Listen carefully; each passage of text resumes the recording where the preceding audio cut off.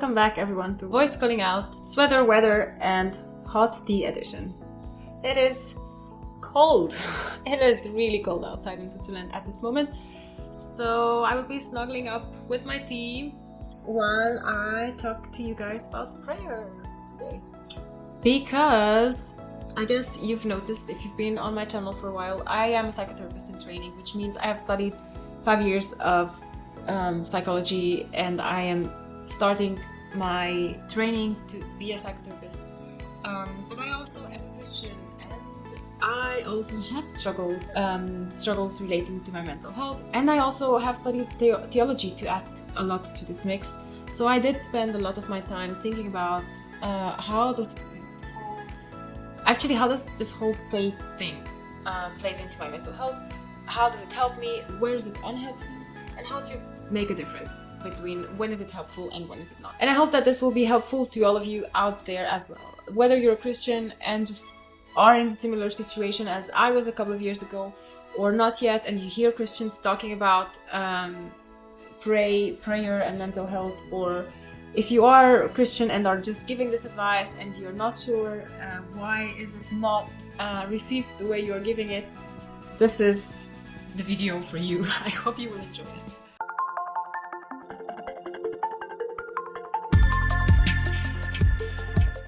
Okay, so today's topic is what happens when people are giving advice of just pray in insert mental health situation here kind of situations. As I said, this is really something that is more than just academic or interesting to talk about. This is personal. It was for me, and I know that it is for many of you listening to me as well. And I do want to tackle this topic as clearly and as honestly, vulnerably, genuinely, and as academically as possible, so that we manage to kind of have as full of an image of the situation as possible. So for that, I want to say that for this video, and actually for the next one that I am going to do as well, I want to start off at the basis of saying I want to assume good intentions of the people who are giving advice of just pray more. And I want to do this because it is very clear for me that it is just so easy to assume bad intentions or ignorance or whatever to the groups of people that we define as they and not us. So I thought this is going to be the starting point for this and my next videos, just expressly, and I hope generally on my channel I am able to assume good intentions before talking about any kind of topics. But for this video, I do want to kind of analyze and kind of just be able to understand not just where do people come from when they say just pray more, but also what does it mean biblically, and if it means what it means biblically, then how to actually profit from that advice, to actually use prayer as a tool for our mental health. I thought it wouldn't be a great idea to do this just looking at the positive side and see where prayer can be a resource, but also I am preparing for you material next week about where does this advice of just pray more go wrong, and what kind of situations, but especially what is what I think obviously at the core of why this advice is actually really something that is not so helpful. So for all of us to be able to understand what Christians mean when they say just pray more and you will, be healed of your anxiety or your depression, or so first off, I like to look at the Bible and try to figure out what is the overarching, big, all-encompassing narrative of what the Bible is saying. And the basic thing about what the Bible is saying about God and about humans is that it always happens on the level of relationships.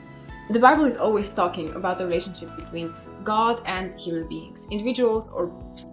And that is kind of what brings the whole story forward, is how basically each part of the relationship acts and reacts. And whenever I think about our relationship with God as humans, I am thinking about 3 images that function as analogies to the relationship with God that are sometimes interchangeable, and sometimes each and every one of them just kind of shines a very specific light on some of the aspects of the relationship, and others with others. And these relationships are the marriage relationship, where God is the bridegroom and his people, the bride. Then there is the parent-child relationship, where God is described both mostly as a father and in some cases as a mother, and their people as his children. And then you have the authority kind of relationship, where God is described as the person who has authority and gives power, and from whom emanates power, and the humans are those who relate to that power in an obedient or disobedient way, and also who get power and authority from this ultimate source of power and authority. But just to give you this idea that the whole Bible is talking about relational dynamics. And so to understand prayer in its proper context, you would have to really understand that prayer is as well a relational action and a relational happening. Knowing that the God of the Bible is a relational God with whom we have different relational dynamics, the advice and the exhortation to prayer plays out like this. Someone being depressed as a Christian. Well, another Christian might want to exhort them, give them the advice to pray, as in the same way as if you would go and talk to your friend who is married and who tells you, I have been diagnosed with depression, and then you would proceed to ask, so what does your husband say about this? How does he relate to this? Have you told him about it? Are you talking? Are you in a communication about this? Because that is what prayer is, right? The act of communication between you and God. Whatever kind of role you see yourself in, it's always a relationship, and prayer is the communication. So in that way, prayer functions as that act of communication, as that act of just telling your spouse that something is bothering you, or something that is hard for you. And right, even if your spouse wouldn't be able to do anything, you know that having his or her support at your side, it's going to give you a huge resource to deal with whatever you need to deal with. But that is where this beauty of having all of these different kinds of relationships that describe the relationship between God and humans really comes into shine. Because while the image kind of stops there when you imagine like a supportive spouse, which is a huge resource, and praise God for my supportive spouse. I cannot emphasize enough how important it is for someone who's dealing with mental health issues to have the support of their spouse as their ground and as their basis, which is so already in itself like something huge. But then there comes a point where the power or the authority of the spouse over whatever is happening to you is limited, and they cannot do anything. And that is where comes this whole imagery of the ruler, of the king, of the source of all power, and prayer as a petition to the king, which is a whole other kind of way of seeing it.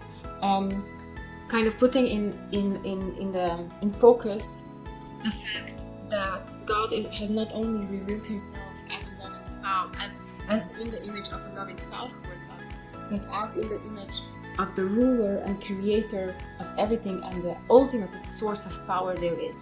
And that basically means that through prayer, we Christians and everybody who does go to him and does petition his help in situations will be given the power of the Holy Spirit to deal with whatever there is to deal with.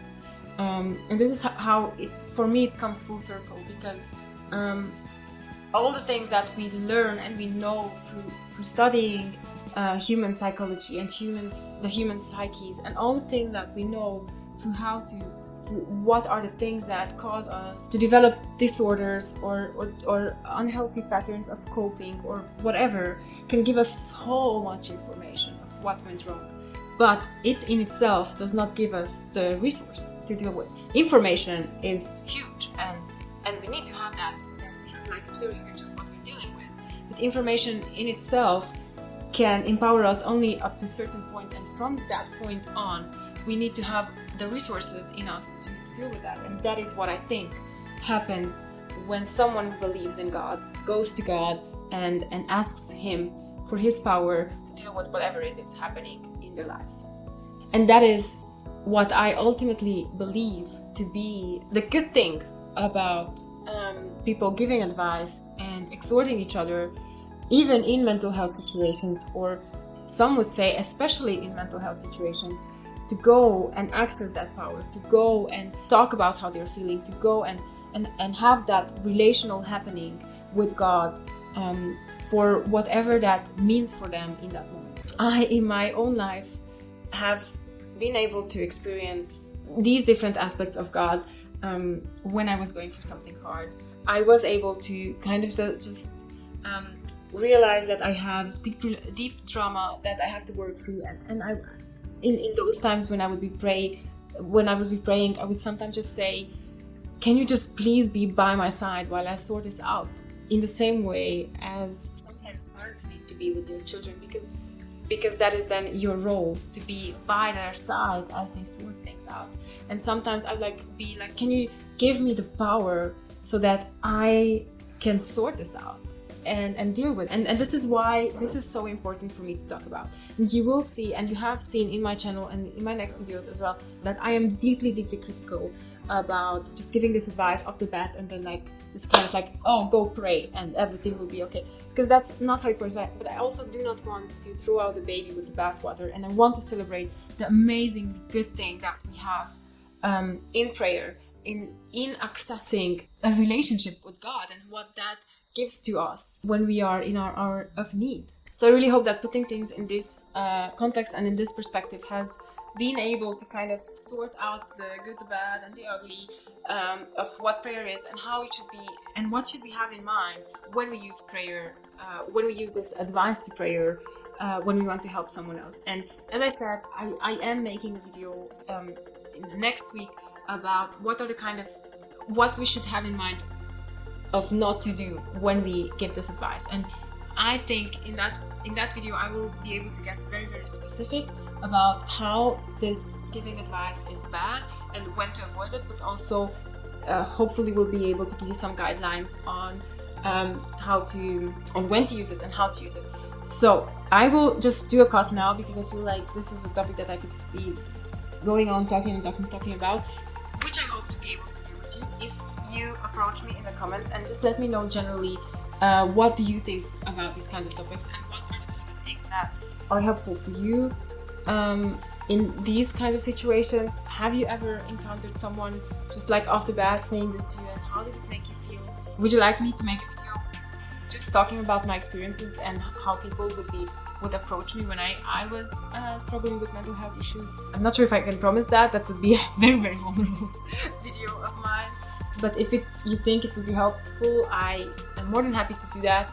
And generally, if you think that my channel is something that adds value to your life, and you enjoy thinking about and talking about these kinds of topics, then really do not hesitate to subscribe to my channel and hit the notification bell so that YouTube will send you notification about each and every video that I'm uploading, which is every Saturday.